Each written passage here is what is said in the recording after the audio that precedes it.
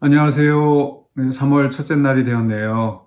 금년 시작되고 두 달이 또 훌쩍 지나갔는데 우리 사랑하는 성도 여러분, 매일매일 하나님의 은혜의 말씀 안에서 강건하시기를 주님의 이름으로 축복합니다.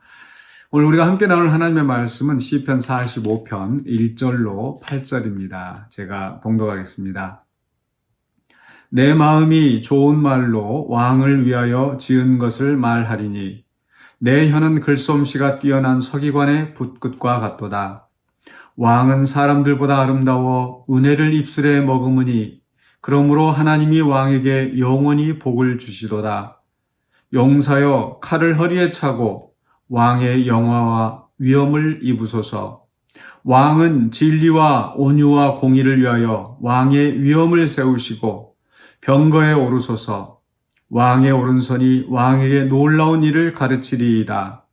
왕의 화살은 날카로워 왕의 원수의 염통을 뚫으니 만민이 왕의 앞에 엎드러지는도다. 하나님이여, 주의 보좌는 영원하며 주의 나라의 규는 공평한 규이니이다. 왕은 정의를 사랑하고 악을 미워하시니 그러므로 하나님 곧 왕의 하나님이 즐거움의 기름을 왕에게 부어 왕의 동료보다 뛰어나게 하셨나이다. 왕의 모든 옷은 모략과 침향과 육개의 향기가 있으며 상하궁에서 나오는 현악은 왕을 즐겁게 하도다. 아멘. 네, 오늘 말씀의 제목은 왕의 찬미입니다. 그러니까 시편은 기본적으로 하나님에 대한 찬송, 또 하나님을 향하여 기도하는 어떤 애가 이런 것들로 되어 있습니다. 그러나 간혹 지금 45편처럼 이 인간 왕을 찬송하는 이 왕의 찬가, 왕의 찬미가 나옵니다. 소위 이런 것들은 제왕시라고 분류가 되는 것들입니다. 오늘 시편에서 1절에서 내 마음이 1인칭 단수가 나오는데 내 마음이 좋은 말로 왕을 위하여 지은 것을 말할 것이다 로 시작해서 마지막에 17절에서는 내가 왕의 이름을 만세 기억하게 하리니 그러므로 만민이 왕을 영원히 찬송하리로다. 네, 여기서 이 왕을 찬송하는 시편 기자의 시작하는 말과 끝말로 마무리가 되어지죠. 그리고 이제 2절부터 그 16절까지가 바로 이 왕에 대한 찬송인데 오늘 봉독한 말씀 8절까지는 이 왕 자신에 대한 찬송이고 9절부터 또 16절까지는 왕의 가족, 왕의 부인 또 그 자식들에 대한 왕의 아들에 대한 그런 찬송이라고 할 수 있겠습니다. 왜 이 시편 안에 이 왕에 대한 찬송이 나와 있는가? 이 왕은 하나님의 기름 부음 받은 자, 즉 하나님의 통치를 이 땅에 이루는 대리자이기 때문입니다. 오늘 2절부터 16절까지에서 이 왕에 대한 찬송 가운데 그 중심에 6절에 이렇게 되어 있죠. 하나님이여, 주의 보호자는 영원하며 주의 나라의 규는 공평한 규이니이다. 그러니까 왕을, 인간 왕을 칭송하는 노래 가운데 이 하나님의 보좌, 또 하나님의 나라의 규, 통치를 이야기하죠. 그것은 바로 이 하나님의 통치가 결국은 이 인간 왕의 통치를 통해서 구현되기 때문에 결국은 이 왕의 찬미는 궁극적으로 이 하나님의 통치를 노래하는 것이기도 합니다. 그러나 기본적으로 이 왕은 인간 왕을 이야기하는 것이라는 것을 우리가 기억해야 되겠습니다. 그러니까 구약의 맥락에서는 바로 다윗과 그 후손들, 하나님께서 택하신 기름 부음 받은 자의 그 계보를 잇는 다윗과 그의 후손들이 바로 그 이 찬송의 이 대상이 되는 거죠. 그런데 오늘 이 시편 속에서는 이 왕의 찬가는 주로 이 왕의 통치, 또 왕의 그 어떤 인격이나 품성이나 어떤 가장 이상적인 그 왕의 형태를 노래하고 있습니다. 그래서 어떤 사람들이 이게 왕의 대관식 때 부르는 찬송이다, 또는 왕의 결혼식 때 부르는 찬송이다, 뭐 여러 가지 가설을 내놓습니다. 뭐 어떤 배경에서 나온 시인지 우리가 분명히 알 수는 없지만은 분명히 이 시가 왕의 이상에 대해서, 그러니까 하나님의 대리자로서 이 땅을 통치하는 왕은 이렇게 통치하고 또 이렇게 통치하는 그런 왕이 또 칭송을 받는다라는 어떤 그런 내용이 담겨 있는 거죠. 그러나 이스라엘의 역사에서 보면은 이런 그 왕들이 다윗과 그의 후손들이 이렇게 참 칭송을 받을 만큼 그렇게 잘 못했던 것 같아요. 그런 왕이 많지가 않았습니다. 결국 그래서 그 나라가 망하게 된 거죠. 그래서 성경의 역사에서 보면은 결국은 다윗의 후손으로 오신 그 예수 그리스도가 이 왕의 이상적인 통치를 이뤄가는 겁니다. 그래서 또 우리는 이 시편 45편에서 이 왕에 대한 이 찬송 속에서 바로 우리의 메시아, 우리의 왕이신 예수 그리스도를 발견하게 되죠.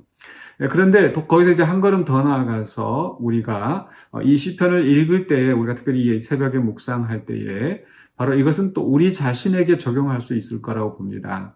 즉 우리가 예수 그리스도로 말미암아 하나님의 자녀가 되고 또 그리스도와 더불어서 왕 노릇하는 그런 하나님의 대리자로서 또 이 땅에서 하나님의 나라를 이루어가는 존재라는 거죠. 그래서 우리가 이 시편의 구절구절에 있는 말씀들을 또 우리 자신에게 적용하고 실천할 수 있다는 겁니다. 여기에서 이 왕의 찬가, 왕의 이상적인 속성에 대해서 몇 가지를 이야기하는데, 첫 번째로는요, 바로 2절에서 이 왕의 품성을 이야기합니다. 또는 왕의 인격이라고 할 수 있을 것 같은데요. 2절에 왕은 사람들보다 아름다워 은혜를 입술에 머금으니, 은혜를 입술에 머금은다. 그가 그 말하는 그 말 속에서 은혜가 넘쳐나는 겁니다. 우리 하나님이 은혜가 풍성하신 분인 것처럼 우리는 또 하나님을 닮은 자로서, 예수 그리스도를 닮은 자로서 이 땅에서 참 은혜를 이렇게 선포하고 또 은혜로운 우리의 품성이나 인격을 드러낼 수 있어야 되겠습니다. 우리가 하나님을 믿는다고 하면서, 하나님의 자녀라고 하면서 또 세상 사람들이 우리를 생각할 때에, 다른 사람들이 우리를 볼 때에 굉장히 저 사람은 까다로워, 저 사람은 굉장히 좀 이렇게 예민해랄지, 또 저 사람은 굉장히 좀 포악해, 이건 참 맞지 않는 것 같습니다. 하나님은 사랑이시고 또 은혜이신 것처럼 우리도 우리의 입술, 우리 하는 말이나 우리 분위기 속에서 은혜를 베푸는 이런 사람이 되어야 되겠습니다. 이 3절 또 5절까지는 용사로서의 왕을 이야기하죠. 저는 여기서 왕의 두 번째, 이 왕의 속성을 왕의 위엄이라, 그러니까 이 왕이 은혜가 그 인격적, 그의 인격과 품성 어떤 특징이라고 해서 그냥 쉬운 그런 존재가 되서는 안 되겠죠. 왕이 그러합니다. 왕이 아무리 자비로운 그 통치자라고 하더라도 그가 이렇게 쉽게 보여서는 안 되겠죠. 왕은 위엄이 있어야 합니다. 특별히 원수들에 대해서, 자국의 백성을 보호하기 위해서는 이 원수들에 대해서 분명 어떤 위엄을 가지고, 또 이 백성들도 함부로 왕 앞에 하지 못할 그런 어떤 위엄이 있어야 되겠죠. 그래서 왕은 칼을 허리에 차고 또 왕의 영화와 위엄을 입으소서, 또 4절에서도 왕의 위엄을 세우시고 5절에 왕의 화살 나오죠. 그러니까 이 원수들을 정복할 수 있는 그런 왕의 위엄, 그러니까 이 세상의 악한 것들이 우리를 함부로 할 수 없는 그런 어떤 위엄이 또한 있어야 되겠습니다. 그런데 그것은 단지 나 자신을 높이고 내 어떤 욕심을 채우기 위해서 그런 힘을 갖는 것이 아니라, 4절에 보니까 왕은 진리와 온유와 공의를 위하여 왕의 위엄을 세우시고, 하나님의 진리를 이 땅에 세우기 위해서, 또 공의를 위하여서 우리가 온유하고 겸손하게 이런 그 위엄을 갖는 자가 되기를 원합니다. 그러할 때 우리가 이 땅에서 하나님의 선하신 뜻을 이루어가기에 충분할 줄로 믿습니다. 그래서 오늘 이 새벽 시간에 우리가 이 말씀을 생각할 때, 하나님 제게 왕의 위엄을 주시옵소서, 진리와 온유와 공의를 위하여서, 또 하나님의 나라와 의를 위하여서 또 바르게 또 살아갈 수 있도록 또 왕의 위엄을 허락하여 주시옵소서 기도할 수 있겠습니다. 세 번째로는요, 7절입니다. 7절에서 왕은 정의를 사랑하고 악을 미워하시니, 바로 이게 왕의 통치 방식인 거죠. 정의를 사랑하고 악을 미워하고, 그래야 그 나라에 하나님의 통치가, 하나님의 정의가 바로 서는 겁니다. 왕이 뇌물을 받고 악한 자들을 의롭다 하고 또 정의로운 자를 불의하다 하면은 이 나라가 무질서해지는 겁니다. 그래서 왕은 이 선과 악을 바르게 분별하고 또 선을 추구하고 정의를 추구하는 그런 통치를 하고 또 그런 재판을 해야 되는 거죠. 오늘 우리들도 마찬가지입니다. 내가 어떤 그 혈연이나 또 어떤 친분에 의해서 어떤 구분 판단을 하지 않고 항상 하나님의 뜻에 맞게 정의로 또 선한 결정을 하고 판단을 하고 또 그 일들이 이루어 나가게 해야 될 줄로 믿습니다. 그래서 세 번째로는 이 왕의 통치의 특성을 기억하시기 바랍니다. 세 가지를 말씀을 드렸습니다. 첫 번째로는요, 왕의 인격, 은혜가 정말 그 입술에 넘쳐나는 그런 왕의 인격, 또 품성이라고 할 수 있겠고, 두 번째로는요, 그 왕의 위엄, 또 세 번째로는 그 왕의 통치, 그 왕의 위엄으로서는 진리와 온유와 공의를 위하여서 또 다른 사람들이 나를 함부로 대하지 못할 정도로 어떤 그런 위엄은 또 있어야 된다라는 거. 그리고 또 왕의 통치, 정의를 사랑하고 악을 미워하여서 바른 사회가 될 수 있도록 우리가 그 역할을 해야 됩니다. 마지막으로 이제 8절에서는 어떤 그 왕의 영광을 표현하고 있습니다.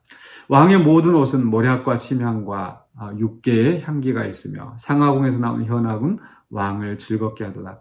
사실 이 왕의 찬가와 함께 하나님께서 이 왕에게 복을 주시고 또 하나님께서 왕을 높이시고 이런 말씀이 나옵니다. 마지막에 이 8절의 말씀은 어떤 그 왕이 존경을 받고 또 왕이 즐거움을 누리는 그런 왕의 영광을 표현하고 있는데, 우리가 이렇게 하나님의 뜻을 따라서 또 그리스도와 더불어 선한 영향력을 이 땅에 행사하며 나아갈 때 하나님께서 우리에게 즐거움을 또 채워주시고 또 우리를 영화롭게 하시고 우리를 높이시기를 원합니다. 그렇게 하나님이 원하시는 뜻을, 선하신 뜻을 이루어가는 이 땅의 왕으로서 오늘도 승리하시기를 주님의 이름으로 축복합니다. 기도하겠습니다.